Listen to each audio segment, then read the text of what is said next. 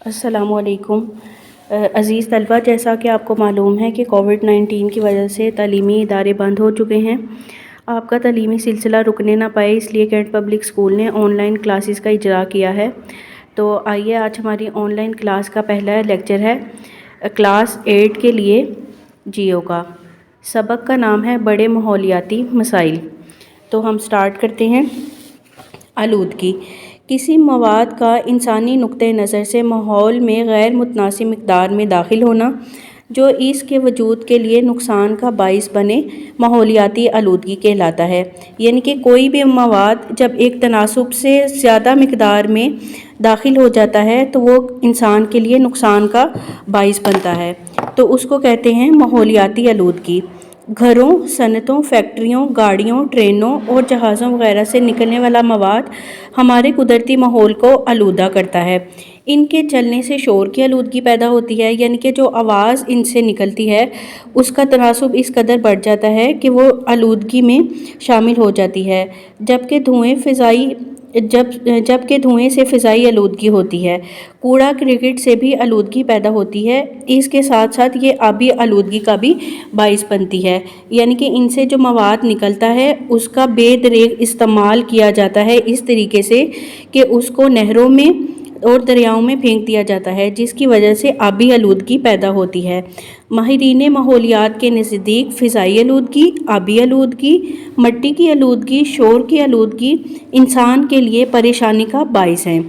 آئیے ہم ان آلودگیوں کے بارے میں پڑھتے ہیں، یعنی کہ یہ جو ہم نے اقسام پڑھی ہیں اب ہم ان کی تفصیل کے بارے میں جاتے ہیں کہ وہ کس طریقے سے پھیلتی ہیں اور ہمارے ماحول کو نقصان پہنچاتی ہیں۔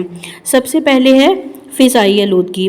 کرہ ہوا مختلف گیسوں سے مل کر بنا ہے۔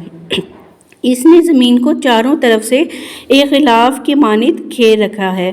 یہ کرہ ہوا ہم کو سورج سے آنے والی خطرناک شعاؤں سے محفوظ رکھتا ہے، یعنی کہ یہ ایک لیئر بنی ہوئی ہے جو خطرناک شعائیں ہیں ان کو زمین سے آنے سے یہ روکتی ہے اور زمین کے درجہ حرارت کو اعتدال پر رکھتی ہے، یعنی کہ نہ درجہ حرارت زیادہ ہو اور نہ ہی کم ہو، جس کی وجہ سے زندگی کا وجود ممکن ہے۔ فضا میں مختلف قسم کی زہریلی گیسیں، گرد و غبار، دھواں، خاکی ذرات، آبی بخارات، کیمیائی مادے اور خطرناک تابکار شعاعیں انسانی اور قدرتی عوامل کی وجہ سے داخل ہوتی ہیں جو فضائی آلودگی کا سبب بنتی ہیں۔ یعنی کہ یہ سب چیزیں زہریلی گیسیں ہو گئیں، دھواں ہو گیا، آبی بخارات، یہ جب فضا میں شامل ہوتے ہیں تو وہ ہماری فضا کو آلودہ کرتے ہیں۔ اچھا بچوں، اب ہم پڑھیں گے فضائی آلودگی کی وجوہات، یعنی کہ کیا وجوہات ہیں جن کی وجہ سے ہماری فضا آلودہ ہوتی ہے۔ آتش فشانی، جنگلی آگ کا بے قابو ہو جانا، یعنی کہ جنگل میں جب آگ لگتی ہے تو وہ پھیلتی ہی چلی جاتی ہے جس کی وجہ سے فضا آلودہ ہوتی ہے۔ سمندروں میں سونامی وغیرہ آ جانا، یعنی کہ طوفان آ جانا۔ طوفان، صنعتوں کا قیام، یعنی کہ جو رہائشی علاقے ہیں ان میں جب صنعتوں کا قیام ہوتا ہے تو وہ بھی فضائی آلودگی کا سبب بنتا ہے۔ ذرائع نقل و حمل، جنگلات کا کٹاؤ، کوڑا کرکٹ کو بغیر حفاظتی تدابیر کے تلف کرنا، یعنی کہ جہاں دل کیا وہاں پہ کوڑا کرکٹ پھینک دینا، یہ بھی فضائی آلودگی کا باعث بنتا ہے۔ زرعی شعبوں میں کیڑے مار ادویات اور کیمیائی کھادوں کا استعمال۔ جنگیں اور تیل بردار جہازوں کے حادثات، یعنی کہ جب کوئی بحری جہاز میں تیل لایا جا رہا ہو اور وہ حادثے کا شکار ہو جائے، اس سے بھی فضا ہماری آلودہ ہوتی ہے۔ ہمارے گرد و نواح میں فضائی آلودگی کی اہم وجوہات ہیں، یعنی کہ جو وجوہات ہیں یہ ہماری فضا کو آلودہ کرتی ہیں۔ اب ہم پڑھیں گے کہ فضائی آلودگی کے کیا اثرات ہمارے پہ مرتب ہوتے ہیں۔ دنیا میں فضائی آلودگی کے بڑھنے سے انسان کو مختلف انواع، یعنی کہ مختلف قسم کے مسائل کا سامنا کرنا پڑتا ہے، مثلاً تیزابی بارش، اوزون تہہ کا کمزور ہو جانا، بیماریوں کا عام ہو جانا جس میں مختصر عرصے کی بیماریاں، آنکھوں میں جلن، ناک، کان اور گلے کی بیماریاں، سر درد ہونا، الرجی، دمہ، سانس لینے میں تکلیف ہونا شامل ہے۔